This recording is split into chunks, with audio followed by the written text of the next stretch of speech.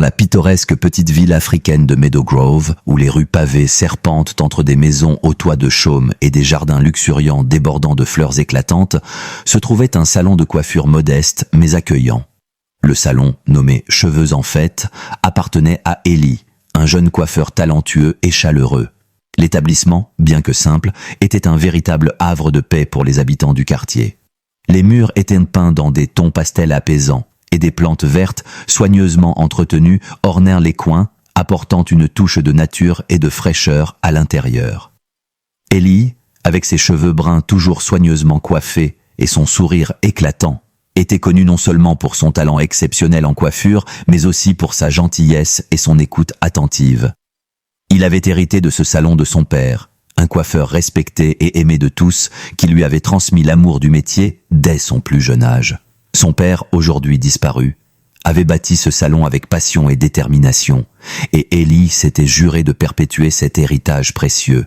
Sa mère, quant à elle, vivait toujours au village voisin, et bien qu'elle lui manquât souvent, il restait très proche. Ellie lui rendait visite dès qu'il en avait l'occasion. Son frère aîné, après des années passées en ville, venait tout juste de rentrer vivre au village, ravivant ainsi les souvenirs d'enfance et renforçant les liens familiaux. Chaque matin, Ellie ouvrait les portes du salon avec enthousiasme, accueillant ses clients avec un large sourire et souvent une tasse de thé à la menthe ou de café bien chaud, selon leurs préférences. Le salon était toujours animé, rempli du bourdonnement joyeux des conversations, des rires partagés et du ronronnement apaisant des sèches-cheveux. Les clients, fidèles depuis des années, appréciaient non seulement les compétences remarquables d'Ellie en matière de coiffure, mais aussi l'atmosphère conviviale et familiale qu'il avait su créer. Les enfants du quartier adoraient venir se faire couper les cheveux, attirés non seulement par les histoires fascinantes qu'Ellie leur racontait, mais aussi par les bonbons colorés qu'il offrait à la fin de chaque rendez-vous. Les plus âgés trouvaient dans ce salon un lieu d'échange et de détente, où chacun pouvait oublier ses soucis le temps d'une coupe ou d'un soin. Ellie n'était pas riche, mais il gagnait suffisamment pour payer ses factures, soutenir sa mère restée au village et s'offrir de petits plaisirs de temps en temps, comme un bon repas dans un restaurant local ou une escapade au marché artisanal. Il vivait dans un appartement coquet au-dessus du salon, ce qui lui permettait d'être toujours disponible pour ses clients. Sa vie était simple. Un samedi soir, Ellie fut invitée à une fête d'anniversaire par l'un de ses clients, Lucas, un jeune homme jovial et ambitieux qui fréquentait souvent son salon. Lucas, toujours élégamment vêtu et conduisant une voiture de sport rutilante, parlait souvent de son style de vie extravagant. Il évoquait avec enthousiasme des vacances exotiques sur des plages dorées d'îles paradisiaques, des vêtements de marque achetés lors de virées shopping à Paris et des soirées effrénées dans les clubs les plus exclusifs de la grande ville voisine. Eli écoutait ces récits avec un mélange d'envie, de curiosité et de scepticisme, se demandant comment quelqu'un pouvait mener une vie aussi luxueuse dans un environnement où tant de gens luttaient pour subvenir à leurs besoins. L'invitation à la fête d'anniversaire de Lucas arriva comme une surprise inattendue. Eli, curieux de découvrir cet univers qu'il n'avait vu qu'à travers les récits de Lucas et les images de magazines, accepta l'invitation. La fête se déroulait dans une immense villa située à la périphérie de la ville, un quartier huppé où Ellie n'avait jamais mis les pieds. En arrivant, il fut ébloui par l'opulence qui s'étalait devant lui. Une maison majestueuse aux murs d'un blanc immaculé, ornée de colonnes imposantes, des lustres scintillants suspendus au plafond voûté, et une piscine illuminée entourée de voitures de luxe garées négligemment comme si elles n'étaient que de simples accessoires. Les invités, tout jeunes, riches et élégants, affichaient leur fortune sans complexe, vêtus de tenues griffées et sirotant du champagne hors de prix. Ellie, dans son costume le plus chic mais simple comparé à l'extravagance ambiante, se sentait à la fois fascinée et déplacée. Il s'assit discrètement dans un coin, observant silencieusement la scène. Il vit un jeune homme, qui ne devait pas avoir plus de 30 ans, distribuer des liasses de billets aux serveurs comme pourboire, avec une désinvolture qui laissait Ellie sans voix. Chaque détail de la soirée semblait un rappel brutal de l'écart entre son quotidien modeste et cette réalité dorée. Plus Eli observait, plus un sentiment d'inconfort et d'insatisfaction grandissait en lui. Comment pouvait-on dépenser autant en une seule soirée, alors que tant d'autres travaillaient jour et nuit juste pour survivre? Cette nuit-là, De retour dans son modeste appartement au-dessus du salon, le sommeil le fuyait. Les images de la fête, les rires insouciants, les voitures luxueuses et l'argent jeté en l'air comme des confettis tournaient en boucle dans son esprit. Il se demanda, allongé dans son lit, fixant le plafond dans l'obscurité. Que fais-je de ma vie? Je travaille si dur chaque jour, et pourquoi? Juste pour payer mes factures, pendant que d'autres vivent comme des rois, sans lever le petit doigt. La semaine suivante, Eli prit une décision. Il voulait en savoir plus sur le style de vie de Lucas et sur la manière dont il gagnait autant d'argent. La prochaine fois que Lucas viendrait au salon, il lui poserait des questions. Cela ne tarda pas, et Lucas entra dans le salon quelques jours plus tard, souriant comme à son habitude. Eli, tout en coupant les cheveux de Lucas, aborda le sujet avec précaution.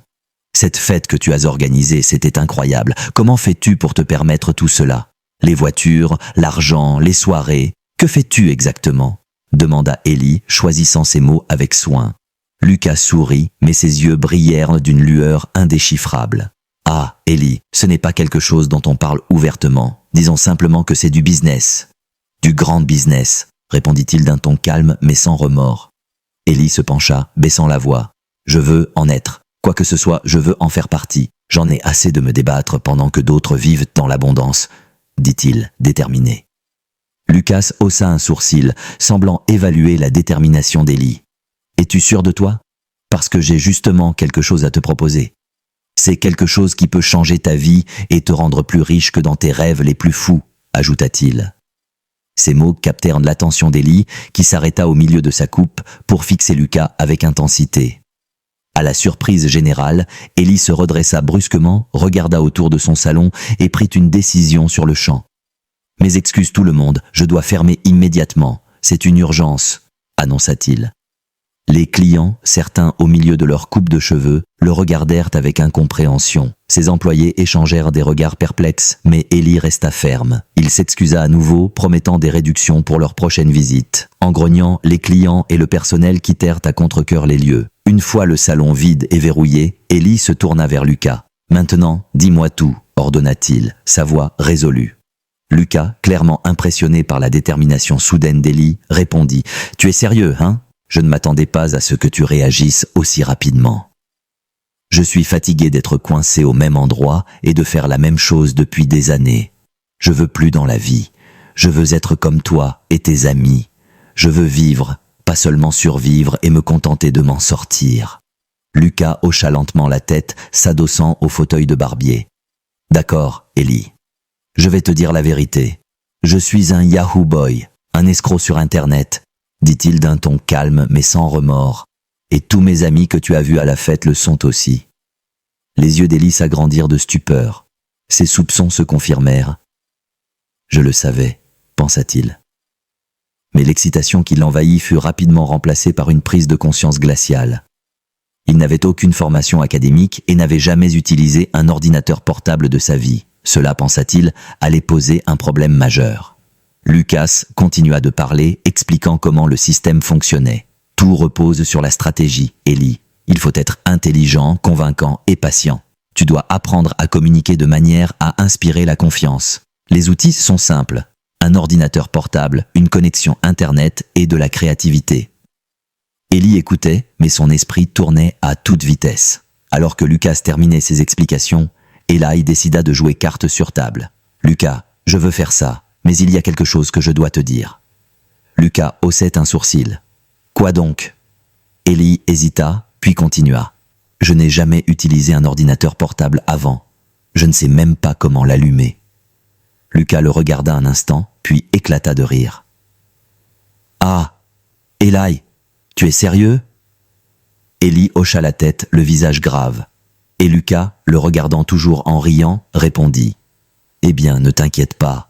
Il y a une autre façon de gagner de l'argent sans avoir besoin d'un ordinateur portable. » Intrigué mais prudent, Eli demanda comment cela était possible. Lucas baissa la voix, jetant un regard autour de l'espace vide comme pour s'assurer que personne ne les écoutait. « Ce que nous faisons ne se limite pas aux compétences et à la technologie.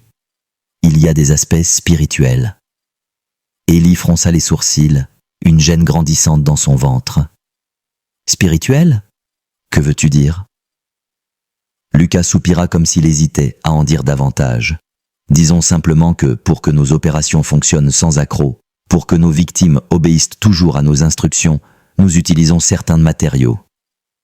Mes amis et moi avons constamment besoin de cheveux humains pour des rituels vaudous. C'est ainsi que nous assurons notre succès. Le cœur d'Ellie fit un bond, un frisson parcourant sa colonne vertébrale. Des cheveux humains pour des rituels vaudous? Répéta-t-il dans un murmure presque inaudible.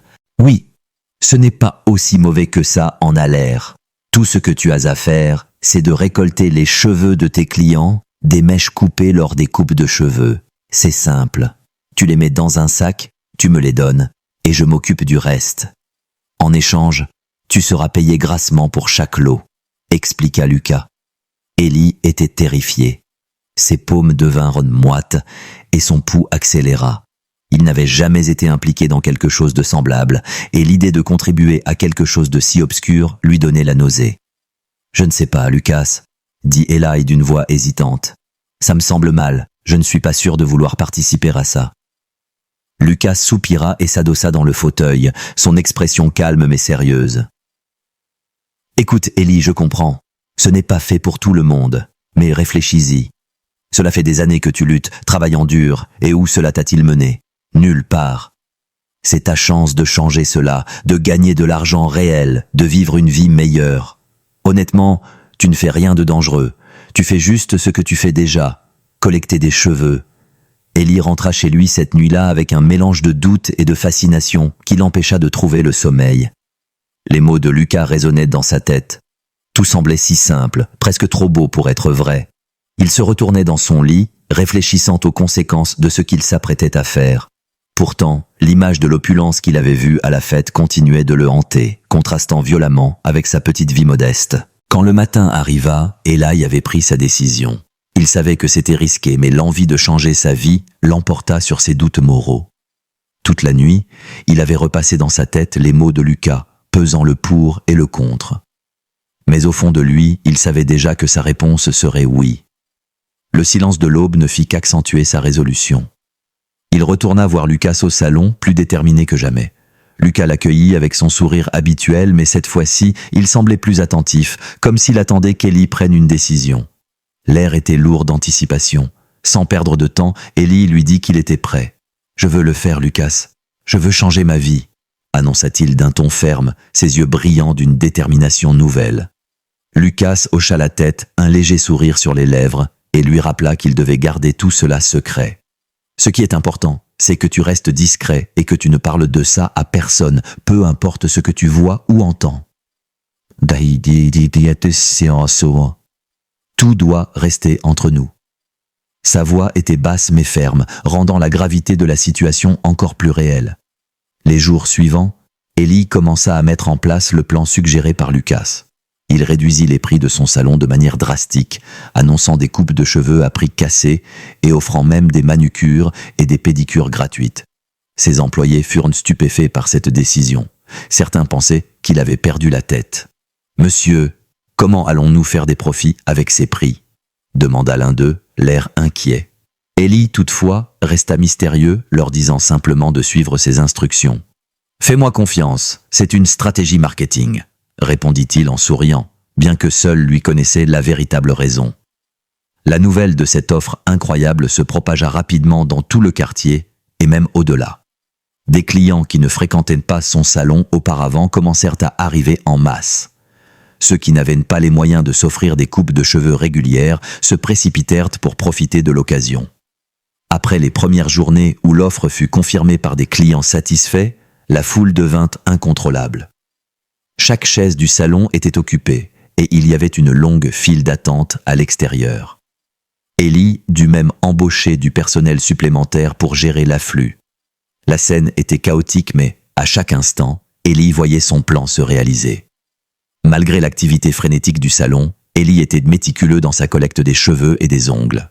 Chaque soir après la fermeture, il rassemblait les restes de la journée dans des sacs soigneusement étiquetés et les stockait dans une pièce à l'arrière du salon. Il veillait à ce que tout soit propre et bien organisé avant de les remettre à Lucas. Fidèle à sa parole, Lucas venait régulièrement récupérer les sacs, accompagné de certains de ses amis.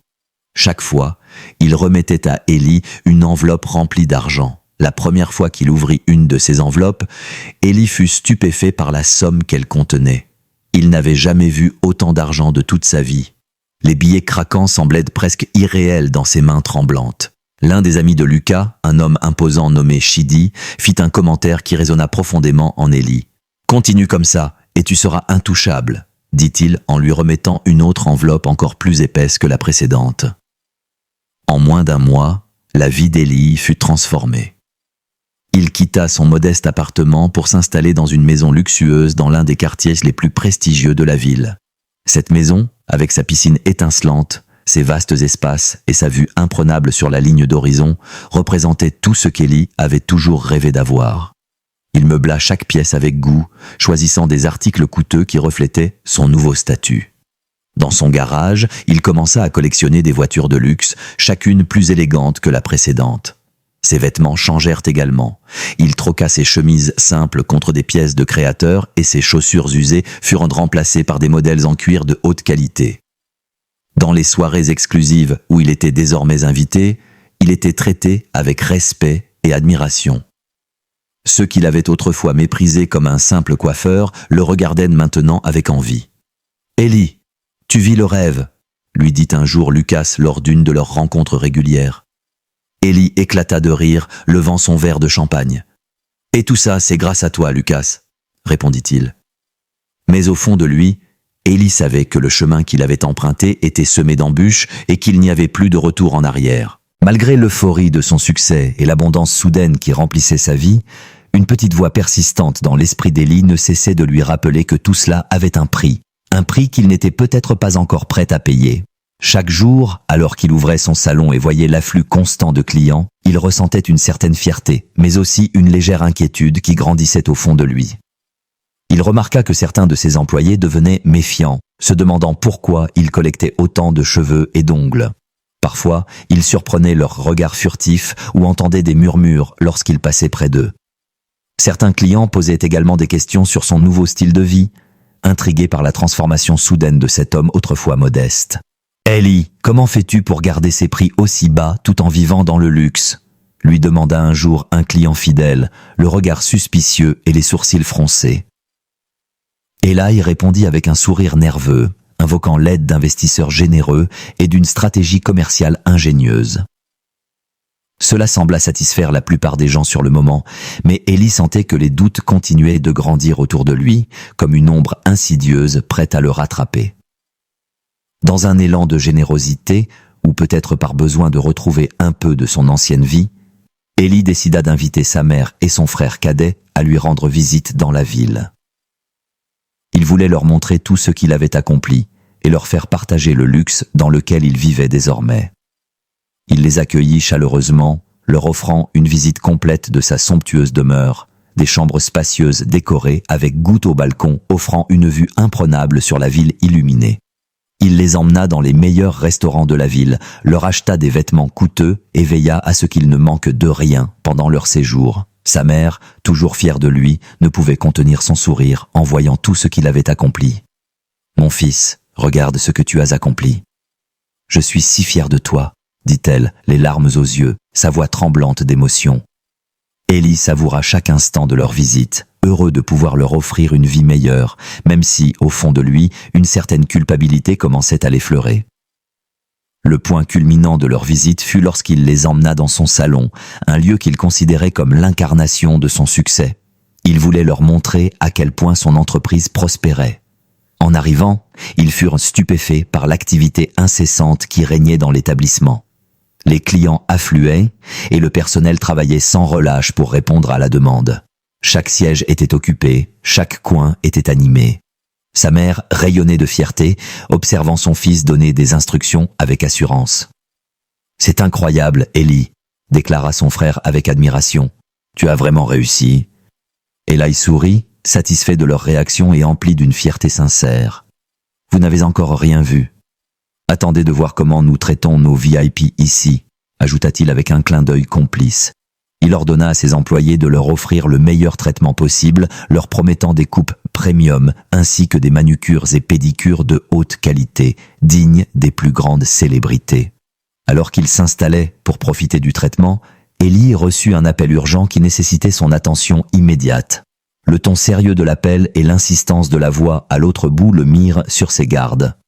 Il quitta précipitamment le salon, demandant à son personnel de veiller à ce que tout se passe bien en son absence. Dans sa hâte, il ne remarqua pas que ses employés, débordés par l'affluence croissante et la pression de maintenir le rythme, balayèrent les cheveux et les ongles de sa mère et de son frère avec ceux des autres clients. Ces restes furent mis dans un sac comme à l'accoutumée, sans qu'aucune attention particulière ne leur soit portée. Plus tard dans la soirée, alors que la fatigue se lisait sur son visage, Lucas passa au salon pour récupérer les sacs habituels. Distrait par ses affaires et préoccupé par l'appel qu'il avait reçu, Ellie lui remit les sacs sans y réfléchir à deux fois. Il n'avait aucune idée que le sac contenait les cheveux et les ongles de sa propre famille, un détail qui allait bientôt hanter ses pensées et bouleverser sa vie. Cette négligence allait marquer le début de la fin pour Ellie. Le lendemain matin, Ellie se réveilla au son des cris stridents de sa mère. Il bondit hors de son lit, alarmé, et se précipita dans la pièce où elle se trouvait. Ce qu'il vit le glaça. Sa mère, d'habitude si douce et aimante, était méconnaissable. Elle hurlait des paroles incohérentes, ses yeux injectés de sang, et elle se débattait violemment contre des ennemis invisibles. Son frère cadet, quant à lui, était assis dans un coin, balançant son corps d'avant en arrière, les yeux vides, la salive coulant de sa bouche comme un enfant incapable de se contrôler. Eli sentit une terreur sourde l'envahir. Il tenta de calmer sa mère, mais elle se débattit avec une force qu'il ne lui connaissait pas, criant des mots incompréhensibles. Son frère ne réagissait pas du tout, comme s'il était coupé de la réalité. Pris de panique, Ellie les conduisit immédiatement à l'hôpital le plus proche. Là-bas, il supplia les médecins de les aider, de leur trouver une explication, quelque chose qui pourrait justifier ces changements soudains. Les tests furent effectués tout au long de la journée, mais lorsque les résultats arrivèrent, les médecins étaient aussi perplexes que lui. Aucun problème médical ne semblait être à l'origine de leur état. La frustration, la peur et une culpabilité croissante commencèrent à consumer Ellie. Alors qu'il restait assis dans la salle stérile de l'hôpital, regardant sa mère et son frère désormais méconnaissables, cela le frappa comme un éclair. Les cheveux, les ongles. Il se remémora les sacs qu'il avait remis à Lucas la veille. Dans le chaos du salon, il n'avait pas vérifié leur contenu. La réalisation lui tomba dessus avec le poids d'une tonne de briques. Les cheveux et les ongles de sa mère et de son frère avaient été envoyés à Lucas. C'était le seul lien logique avec ce qui leur arrivait. La pensée le fit frissonner de la tête aux pieds. Comment avait-il pu être aussi négligent? Comment avait-il pu laisser cela arriver? Sans perdre une seconde de plus, Ellie quitta précipitamment l'hôpital. Ses mains tremblaient alors qu'il démarrait sa voiture, son esprit tourbillonnant de scénarios terrifiants. Il n'avait qu'une idée en tête. Récupérer ce qu'il avait donné, peu importe les conséquences. Il devait inverser les effets de ce qu'il avait déclenché. Il se rendit directement chez Lucas, ignorant les feux rouges et les klaxons des autres conducteurs. Quand il arriva, il sauta hors de la voiture et se précipita vers la porte, frappant frénétiquement. Lucas ouvrit, surpris par l'état de panique d'Ellie. « Qu'est-ce qui se passe, mon frère ?» demanda-t-il, fronçant les sourcils. Ellie, essoufflée, et les yeux rouges de désespoir, tomba à genoux. « S'il te plaît, Lucas, s'il te plaît, donne-moi les cheveux et les ongles que je t'ai donnés hier. Je t'en supplie, c'était une erreur. Ils appartenaient à ma mère et à mon frère. Ils ne vont pas bien, quelque chose ne va pas avec eux. Je dois les récupérer, je dois réparer ça, implora-t-il, les larmes coulant sur ses joues. Lucas resta silencieux pendant un moment, son visage indéchiffrable. Finalement, il secoua lentement la tête, un soupir lourd échappant de ses lèvres. « Ellie, ce que tu demandes est impossible. Les rituels ont déjà été effectués.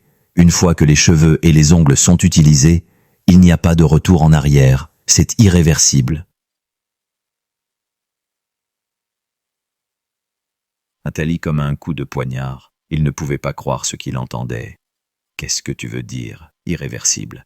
Il doit y avoir un moyen, n'importe quel moyen. Je t'en supplie, Lucas, aide-moi, cria-t-il, sa voix brisée par l'émotion. Lucas posa une main sur l'épaule d'Ellie, son expression sombre. Je suis désolé, mon frère, mais c'est hors de mon contrôle. Une fois que les rituels sont accomplis, il n'y a rien que je puisse faire pour les inverser. C'est la nature de ce que nous faisons. Ellie reste immobile, comme paralysée, les paroles de Lucas résonnant dans sa tête. Sa mère, son frère, ils étaient perdus, et c'était entièrement de sa faute. Il était celui qui avait récolté leurs cheveux, celui qui avait remis les sacs sans les vérifier. La culpabilité le dévorait de l'intérieur. Il quitta la maison de Lucas en titubant, le poids de ses erreurs l'écrasant. En rentrant chez lui, chaque élément de sa vie luxueuse semblait soudain grotesque et vide. Les voitures étincelantes, la maison somptueuse, les meubles coûteux, tout cela lui semblait maintenant inutile. Il avait troqué ce qui comptait le plus pour un rêve éphémère de richesse et de pouvoir. Assis dans son immense salon, entouré de tout ce qu'il avait toujours désiré, Ellie sentit une vague de désespoir l'envahir. La voix de sa mère résonnait dans sa tête, lui demandant comment il avait pu faire cela. Il regarda une photo encadrée sur la cheminée, une photo de sa famille prise lors de jours plus heureux. Le sourire chaleureux de sa mère et le regard espiègle de son frère semblaient maintenant lui reprocher silencieusement ses actions.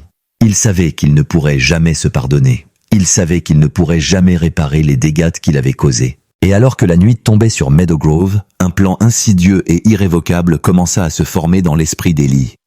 Les ténèbres qui enveloppaient la ville semblaient répondre à l'appel de ses pensées sombres, et un sentiment de claustrophobie s'empara de lui. Dans cette obscurité, il ne voyait plus aucune issue, aucun moyen de se racheter. L'idée de rédemption lui semblait aussi lointaine qu'un mirage, une illusion impossible à atteindre. Tout ce qu'il pouvait envisager, dans cette folie de solitude et de désespoir, c'était de mettre fin à tout cela, d'échapper à la douleur qu'il avait lui-même créée.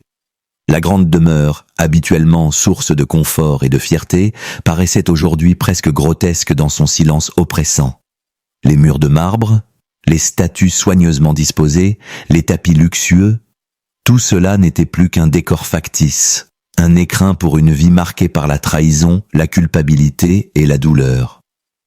Ellie restait assis dans le grand salon, figé dans un calme glacé. Autour de lui, les signes de sa richesse ne lui inspiraient plus que du dégoût. Il les voyait désormais comme des trophées macabres d'une existence bâtie sur des fondations pourries. Ses yeux se fixèrent sur le verre de whisky posé sur la table en verre, son reflet flou et vacillant se mêlant aux vagues de sa propre agonie intérieure.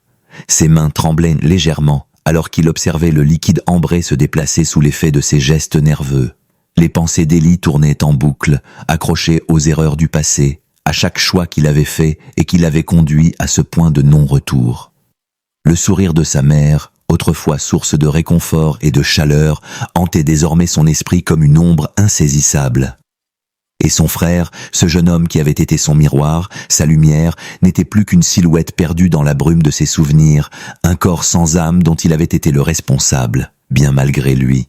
Son regard s'intensifia alors qu'il se levait lentement, chaque pas résonnant sur le sol de marbre froid, comme un écho douloureux. Ses jambes étaient lourdes, son corps fatigué par des années de culpabilité, de décisions corrompues. Il se dirigea vers le bar qu'il avait fait installer dans le coin de la pièce pour ses soirées mondaines, une ironie amère sur ses lèvres. De l'autre côté de la pièce, il aperçut la petite bouteille de poison qu'il avait achetée autrefois, dans un but qui lui semblait aujourd'hui si dérisoire et innocent, lutter contre les nuisibles dans son salon. Le liquide clair, contenu dans la fiole, semblait étrangement paisible, presque rassurant, comme une promesse de silence, un vide qui effacerait tout. Retourner à la table lui sembla être une épreuve en soi.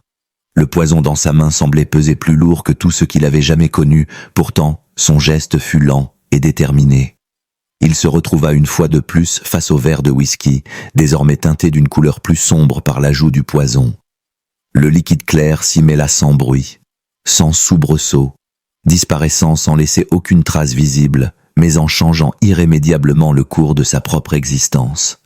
Une légère odeur âcre s'éleva, une fragrance étrangère qui le fit frissonner comme un pressentiment du malheur à venir. Eli leva le verre en direction de ses lèvres et ses yeux se remplirent de larmes qu'il n'avait même pas conscience d'avoir laissé s'écouler.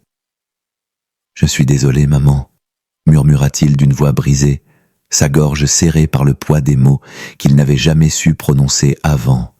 « Je suis désolé, mon frère. Je vous ai trahi et je ne peux pas vivre avec ça. » Les mots s'échappaient comme des soupirs douloureux, témoins d'un fardeau qui, bien qu'il ait tenté de le porter, l'avait écrasé.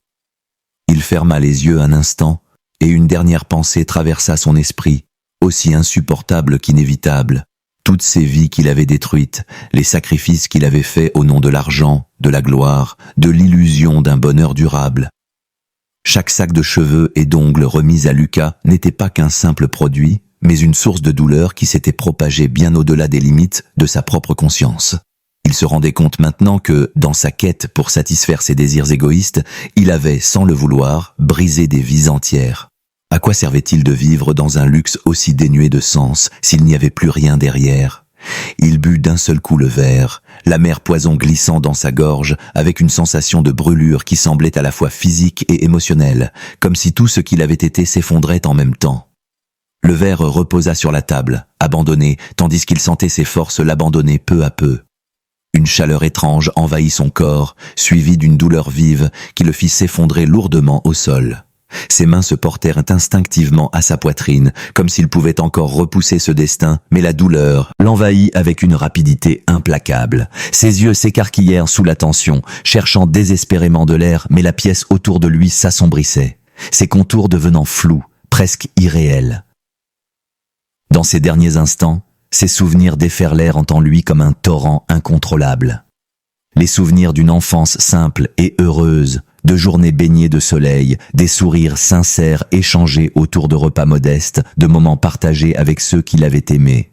Mais au milieu de tout cela, il revit aussi les moments où il avait ignoré sa conscience, où il avait choisi la richesse et l'ambition plutôt que l'honnêteté, où il s'était laissé engloutir par la vanité, la soif de pouvoir. Une larme solitaire roula sur sa joue, une goutte d'amertume pour la route. Le dernier souffle qu'il prit était celui de la fin d'un cycle de culpabilité, de regret et d'un monde qu'il n'aurait jamais dû connaître. Tout s'éteignit en lui, emportant avec son dernier souffle toute l'ambition, la culpabilité et les regrets d'une vie gâchée, une vie qui aurait pu être différente. Le lendemain matin, la ville fut secouée par une découverte macabre. Le corps sans vie d'Élie fut retrouvé dans son appartement luxueux. Les citadins, sous le choc, ne pouvaient comprendre ce qui avait poussé cet homme autrefois si chaleureux et généreux à une fin aussi tragique. Le jour précédant sa mort, Élie avait été rongé par la culpabilité et le désespoir. Après avoir accepté de livrer les cheveux et les ongles de ses clients à Lucas pour des rituels vaudous, il avait réalisé l'ampleur de ses actes. La pensée de contribuer à la souffrance d'innocents, tout en sachant que sa propre famille avait été victime de ces pratiques, était devenue insupportable. La nouvelle de la mort d'Élie se répandit rapidement, et ceux qui le connaissaient prirent conscience de la lutte intérieure qu'il avait menée. Sa mère et son frère, bien que toujours affectés par les rituels, trouvèrent un semblant de paix en sachant qu'Élie avait cherché à se racheter. L'histoire d'Élie nous laisse avec une réflexion poignante sur les dangers de la cupidité et de l'ambition démesurée. Dans sa quête de richesse et de pouvoir, Élie a perdu de vue ce qui comptait vraiment, l'intégrité, la famille et la communauté. Sa descente dans le monde sombre des rituels vaudous a montré comment la tentation du gain facile peut corrompre même les cœurs les plus purs. La fin tragique d'Élie sert de mise en garde pour nous tous. Elle nous rappelle que les choix que nous faisons ont des conséquences, souvent irréversibles. Élie a payé le prix ultime pour ses erreurs, tandis que Lucas, son ami et mentor dans ce monde ténébreux, continue de vivre dans l'opulence sans remords.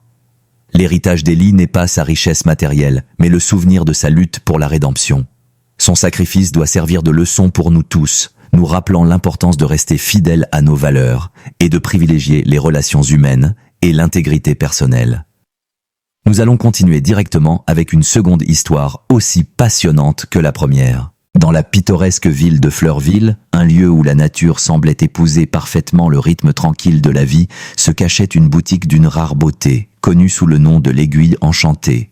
Elle se dressait dans une rue pavée, bordée de petites maisons en pierre et de jardins luxuriants, baignés par la lumière dorée du soleil. La boutique semblait presque faire partie du paysage, comme une extension naturelle des collines verdoyantes et de la rivière scintillante qui serpentait non loin de là. Ce lieu était devenu légendaire, non seulement pour ses broderies d'une finesse incomparable, mais aussi pour la magie discrète qui imprégnait chaque fil, chaque point. Madame Élise, la propriétaire de la boutique, était une brodeuse de renom dont le talent dépassait les frontières de Fleurville. Bien que la petite ville soit souvent vue comme un havre de paix, loin du tumulte des grandes cités, le nom de Madame Élise et de son atelier avait voyagé bien au-delà de la région. Des clients venant des 4 coins du pays affluaient dans sa boutique, attirés par la promesse d'œuvres d'art capables d'apporter des transformations profondes dans leur vie. Que ce soit des nobles, des marchands ou même des voyageurs venus de contrées lointaines, tous recherchaient l'expertise et la magie de Madame Élise. Ces créations étaient convoitées non seulement pour leur beauté, mais aussi pour la puissance subtile qu'elles véhiculaient, une force capable de métamorphoser le destin de ceux qui avaient la chance de les posséder. La boutique elle-même était un véritable sanctuaire. L'intérieur, petit mais extrêmement chaleureux, offrait une atmosphère calme et sereine. Les murs étaient ornés de broderies magnifiques, chacune racontant une histoire unique, parfois douce, parfois pleine de mystères, mais toujours émouvante. La lumière douce qui se glissait à travers les fenêtres semblait danser sur les fils d'or et d'argent, créant des jeux d'ombre et de lumière qui donnaient à chaque œuvre une dimension presque magique. L'air était empli du parfum doux de la lavande, une senteur apaisante qui enveloppait les visiteurs dès leur entrée. Chaque recoin de la boutique semblait respirer la tranquillité et la magie, et les clients, une fois à l'intérieur, oubliaient souvent le monde extérieur, capturés par la beauté et le charme du lieu. Madame Élise elle-même, d'une élégance intemporelle, semblait faire partie de ce monde enchanté. Ses gestes étaient empreints de grâce et son regard, toujours accueillant et bienveillant, mettait chacun à l'aise. Avant même que les clients ne fassent part de leurs demandes, elle devinait souvent leurs attentes, leur offrant une tasse de thé fumant et un sourire doux, comme si elle savait déjà comment apporter une touche de bonheur et de magie dans leur vie. Cependant, Madame Élise n'était pas une brodeuse ordinaire. Ses talents allaient bien au-delà de la simple création de motifs sur du tissu.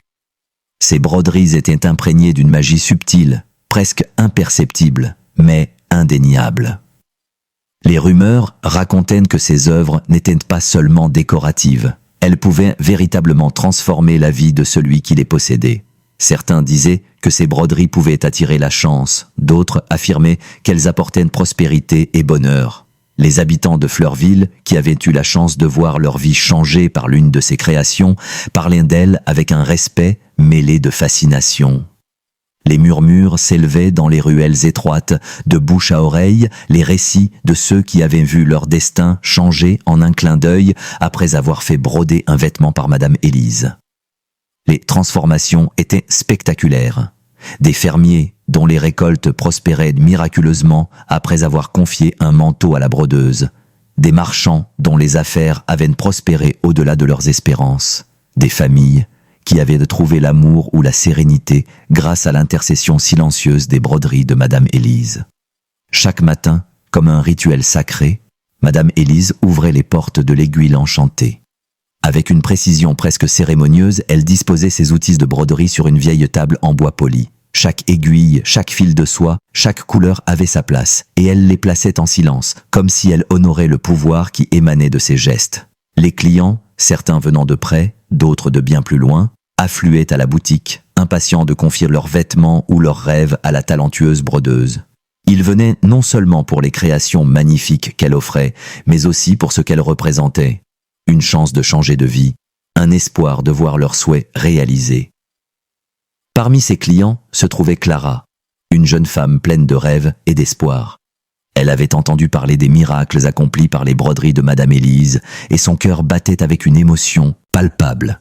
Clara était arrivée dans la ville avec une robe ancienne, un vêtement précieux qu'elle avait hérité de sa grand-mère, une robe qui avait traversé les âges et les générations, pleine de souvenirs et de significations.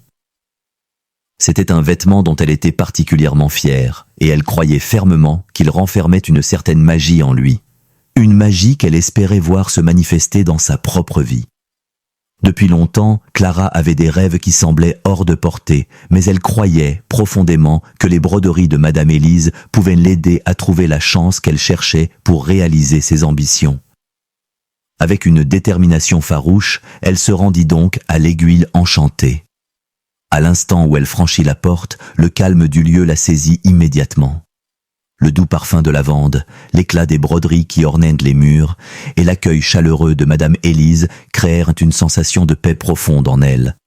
Clara s'approcha timidement du comptoir, le cœur battant d'espoir et d'incertitude, prête à confier son précieux héritage aux mains expertes de la brodeuse légendaire. Elle savait qu'elle venait de faire un choix décisif, un pas vers un avenir qui, elle l'espérait, serait enfin à la hauteur de ses rêves. Madame Élise avait toujours fait régner dans sa boutique une discipline presque légendaire. En effet, elle appliquait une règle immuable et rigoureuse. Chaque client ne pouvait apporter qu'un seul vêtement à broder, et aucune exception n'était permise, que l'individu soit riche, influent ou de conditions modestes. Cette règle, qui semblait à la fois simple et mystérieuse, constituait le cœur même de l'univers de Madame Élise. Elle donnait à la boutique une aura énigmatique et sacrée, comme si derrière chaque fil et chaque aiguille se dissimulait un savoir ancien et un pouvoir occulte. Les habitués et les nouveaux venus respectaient cette exigence avec une ferveur quasi religieuse, convaincus que transgresser cette règle risquait de perturber un équilibre magique soigneusement préservé. Lorsque Clara poussa timidement la porte de la boutique, elle fut aussitôt enveloppée par une atmosphère de calme et de sérénité qui contrastait avec l'agitation du monde extérieur. Le lieu baigné d'une lumière douce et tamisée révélait un intérieur riche en détails. De délicates broderies ornaient les murs, chacune semblant raconter une histoire d'autrefois, tandis que le parfum subtil d'herbes aromatiques et de tissus anciens flottait dans l'air. Assise derrière son comptoir, Madame Élise, parée d'une élégance intemporelle, leva les yeux avec une bienveillance sincère. Son sourire chaleureux et sa voix douce accueillirent Clara comme une caresse rassurante. « Bonjour ma chère », dit-elle d'un ton apaisant, laissant transparaître la sagesse de ses années d'expérience. « Que puis-je faire pour vous, aujourd'hui ?» demanda-t-elle, comme pour sonder les désirs inavoués de celle qui venait d'entrer. Clara, encore un peu intimidée par la solennité du lieu et la réputation presque mythique de sa maîtresse, sortit délicatement du sac qu'elle portait la robe ayant appartenu à sa grand-mère. Ce vêtement, empreint de souvenirs et de traditions familiales, semblait porter en lui le poids de plusieurs générations et le potentiel d'un destin transformé. « J'aimerais que vous brodiez cette robe, » répondit-elle d'une voix hésitante mais pleine d'espoir.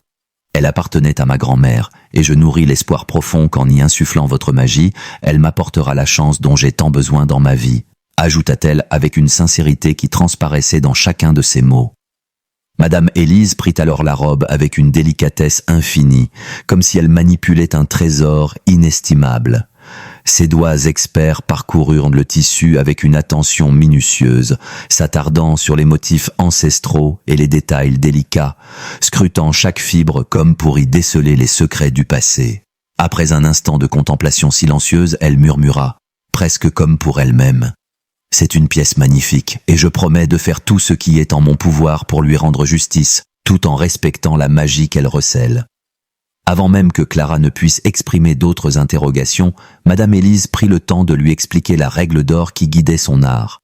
Avec une voix calme et assurée, elle insista sur l'importance vitale de ne jamais enfreindre cette consigne, précisant que la force mystique de ses créations dépendait de cette stricte limitation. Clara, comprenant immédiatement la solennité de cette règle et la sagesse qu'elle incarnait, acquiesça en silence, ressentant au plus profond d'elle-même la nécessité de la respecter pour ne pas compromettre le pouvoir de l'œuvre qui allait naître. « Revenez dans 3 jours, » conclut Madame Élise avec un sourire énigmatique. « Votre robe sera prête, et j'espère qu'elle saura vous apporter tout ce que vous espérez, » ajouta-t-elle en lui adressant un regard qui semblait lire l'avenir. En quittant la boutique, Clara sentit son cœur s'alléger et son esprit s'emplir d'une espérance nouvelle.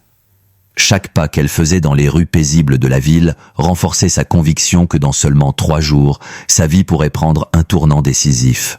Elle repartit le cœur empli de rêves, persuadée que la magie subtile et ancestrale de Madame Élise opérerait des miracles sur le précieux héritage familial qui reposait désormais entre des mains expertes. Les 3 jours qui suivirent furent une véritable épreuve pour Clara.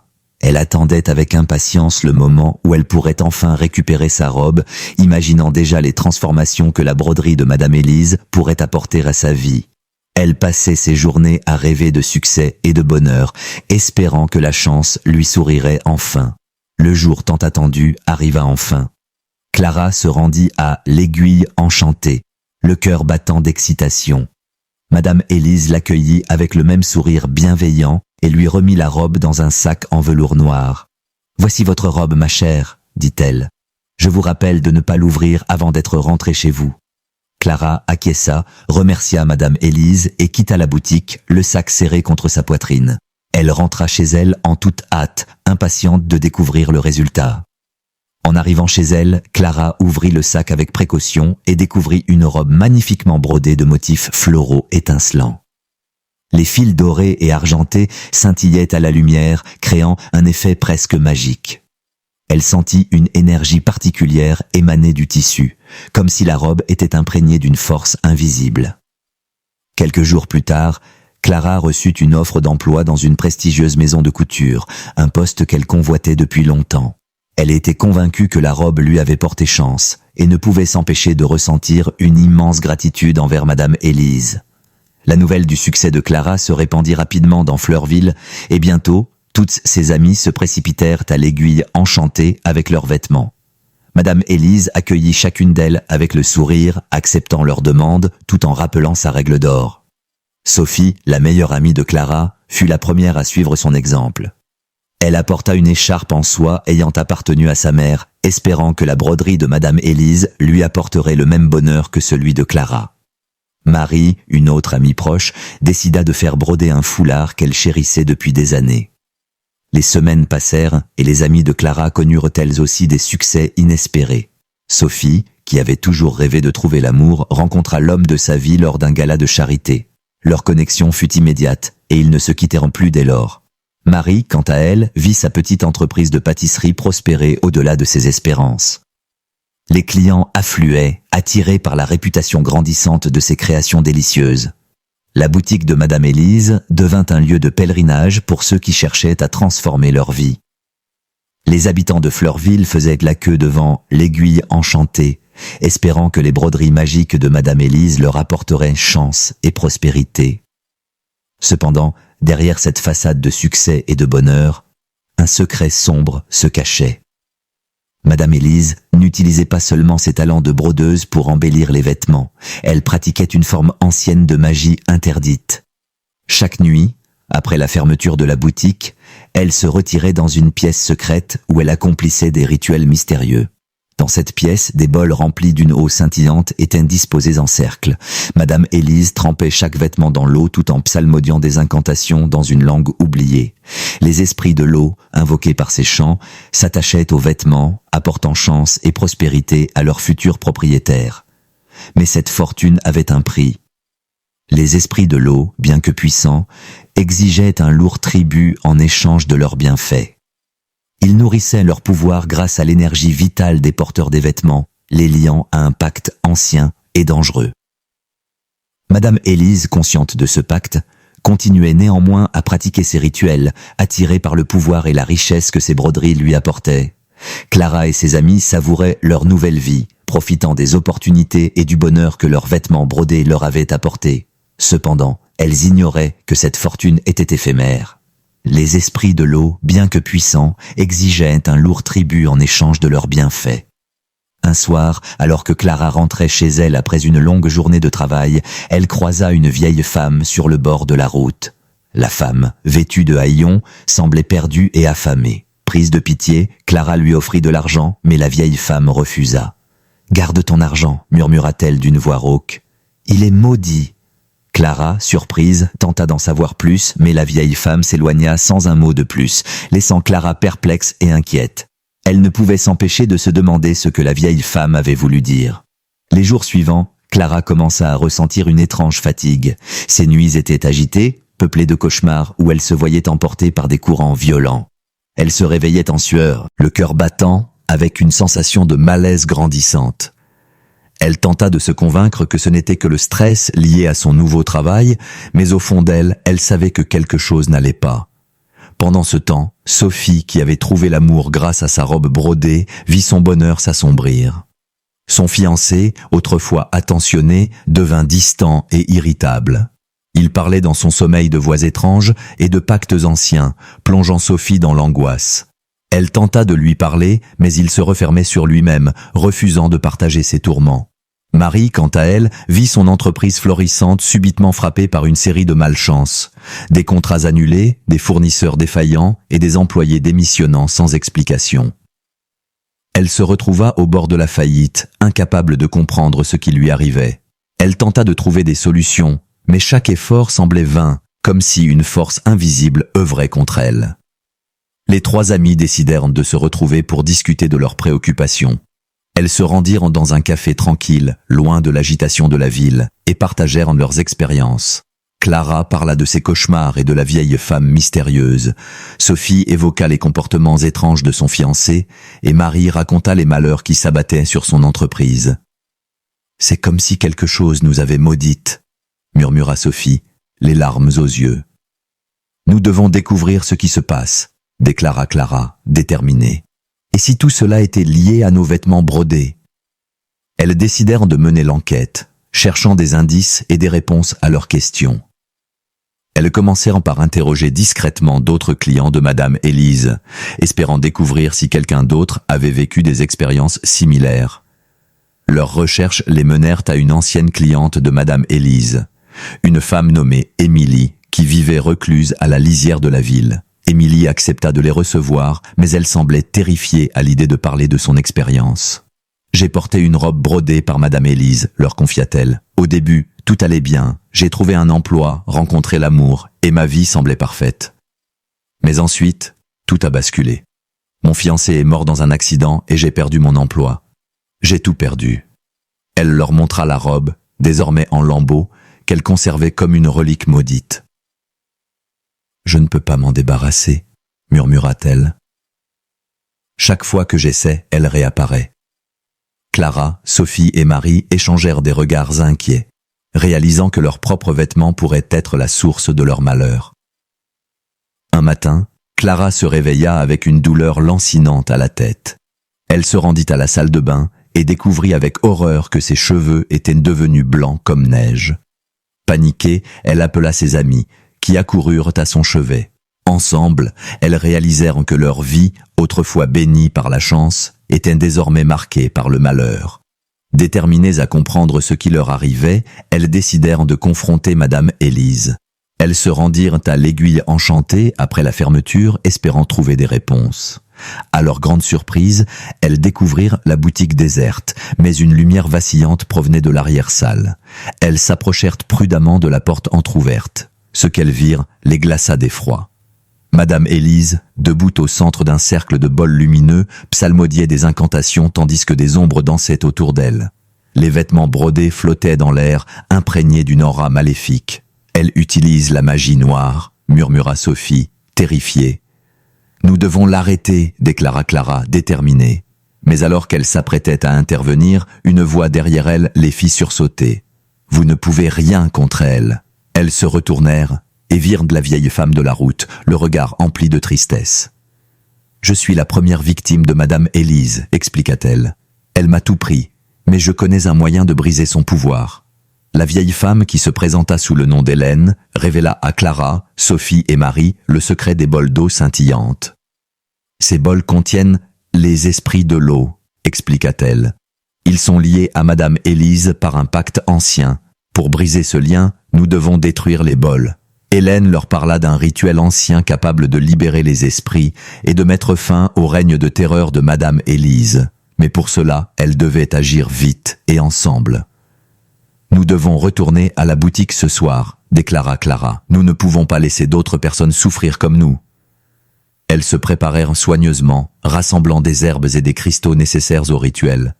Hélène leur enseigna les incantations à réciter, insistant sur l'importance de la concentration et de la synchronisation. Les esprits ne se laisseront pas faire. Les esprits ne se laisseront pas faire sans se battre, les prévint-elle. Ils protégeront leur maître à tout prix. Cette nuit-là, Clara, Sophie, Marie et Hélène se retrouvèrent devant l'Aiguille Enchantée. Armées de détermination et des connaissances d'Hélène, elles pénétrèrent dans la boutique, prêtes à affronter Madame Élise. Elles se faufilèrent jusqu'à l'arrière-salle, où Madame Élise, absorbée par son rituel, ne les remarqua pas immédiatement. Hélène commença à réciter des incantations anciennes, tandis que Clara, Sophie et Marie s'approchèrent des bols. Madame Élise, sentant leur présence, se retourna brusquement. « Comment osez-vous interrompre mon rituel » s'écria-t-elle, les yeux emplis de colère. Mais il était trop tard. Les incantations d'Hélène firent trembler les bols, et les esprits de l'eau commencèrent à se libérer, brisant le lien qui les unissait à Madame Élise. Les esprits, désormais libres, se tournèrent contre Madame Élise. Ils l'entourèrent, leur voix résonnant comme un écho lointain. « Tu nous as trahis » murmurèrent-ils. « Tu as utilisé notre pouvoir pour ton propre bénéfice. » Madame Élise, terrifiée, tenta de les repousser, mais les esprits étaient implacables. Ils l'entraînèrent dans l'un des bols, qui se mit à briller intensément avant de se briser en 1000 morceaux. La boutique trembla, et les lumières vacillèrent avant de s'éteindre complètement. Lorsque le calme revint, Madame Élise avait disparu, emportée par les esprits qu'elle avait autrefois asservis. Clara, Sophie, Marie et Hélène se retrouvèrent dans la boutique déserte, épuisées mais soulagées. Le pouvoir maléfique de Madame Élise avait été brisé, et les esprits de l'eau étaient enfin libres. Les jours suivants, les vêtements brodés perdirent leur aura maléfique, et les vies de Clara, Sophie et Marie retrouvèrent un semblant de normalité. Elles décidèrent de transformer l'aiguille enchantée en un lieu de création et de partage, où chacun pouvait venir apprendre l'art de la broderie sans craindre les ombres du passé. L'histoire de Madame Élise et de l'aiguille enchantée nous enseigne que la quête de pouvoir et de fortune à tout prix peut mener à la destruction et au malheur. Les personnages apprennent que le véritable bonheur ne réside pas dans les artifices ou les gains matériels, mais dans les liens sincères, les actions bienveillantes et les intentions pures. La magie et les raccourcis vers le succès peuvent en sembler attrayants, mais ils cachent souvent des conséquences néfastes. Il est essentiel de rester fidèle à ses valeurs et de travailler honnêtement pour atteindre ses objectifs tout en respectant les autres et l'environnement qui nous entoure. Hélène, quant à elle, retrouva une partie de sa dignité perdue.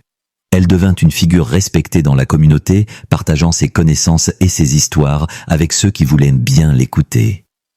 L'histoire de Madame Élise et de l'aiguille enchantée devint une légende à Fleurville, rappelant à chacun que la quête de pouvoir et de fortune peut parfois mener à la destruction. Clara, Sophie, Marie et Hélène apprirent à chérir les moments simples de la vie, sachant que le véritable bonheur ne se trouve pas dans les artifices, mais dans les liens sincères et les actions bienveillantes.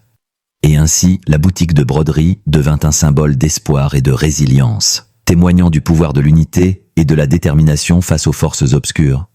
Les habitants de Fleurville comprirent que la véritable magie réside dans les gestes du cœur et les intentions pures. Chers abonnés, merci infiniment pour votre soutien et votre fidélité. Votre présence et votre engagement sont ce qui rend cette communauté si spéciale. Grâce à vous, nous pouvons partager des histoires inspirantes, explorer des idées captivantes et grandir ensemble. Votre enthousiasme et vos retours nous motivent à continuer à créer du contenu de qualité qui, nous l'espérons, enrichit votre quotidien. Nous sommes reconnaissants de vous avoir à nos côtés et nous nous réjouissons de poursuivre cette aventure avec vous. Ensemble, continuons à découvrir, apprendre et nous émerveiller. Avec toute notre gratitude, chers abonnés, merci infiniment pour votre soutien et votre fidélité. Votre présence et votre engagement sont ce qui rend cette communauté si spéciale. Grâce à vous, nous pouvons partager des histoires inspirantes, explorer des idées captivantes et grandir ensemble. Votre enthousiasme et vos retours nous motivent à continuer à créer du contenu de qualité qui, nous l'espérons, enrichit votre quotidien. Nous sommes reconnaissants de vous avoir à nos côtés et nous nous réjouissons de poursuivre cette aventure avec vous. Ensemble, continuons à découvrir, apprendre et nous émerveiller. Avec toute notre gratitude, conclusion de l'histoire. L'histoire de l'aiguille enchantée nous enseigne que la quête de pouvoir et de fortune à tout prix peut mener à la destruction et au malheur. Les personnages apprennent que le véritable bonheur ne réside pas dans les artifices ou les gains matériels, mais dans les liens sincères, les actions bienveillantes et les intentions pures. La magie et les raccourcis vers le succès peuvent sembler attrayants, mais ils cachent souvent des conséquences néfastes. Clara, Sophie, Marie et Hélène découvrent que la véritable force réside dans l'unité et la détermination face aux forces obscures. En transformant l'aiguille enchantée En un lieu de création et de partage, elle montre que la communauté et la bienveillance peuvent triompher des ambitions égoïstes. Cette histoire nous rappelle l'importance de rester fidèle à nos valeurs et de travailler honnêtement pour atteindre nos objectifs, tout en respectant les autres et l'environnement qui nous entoure.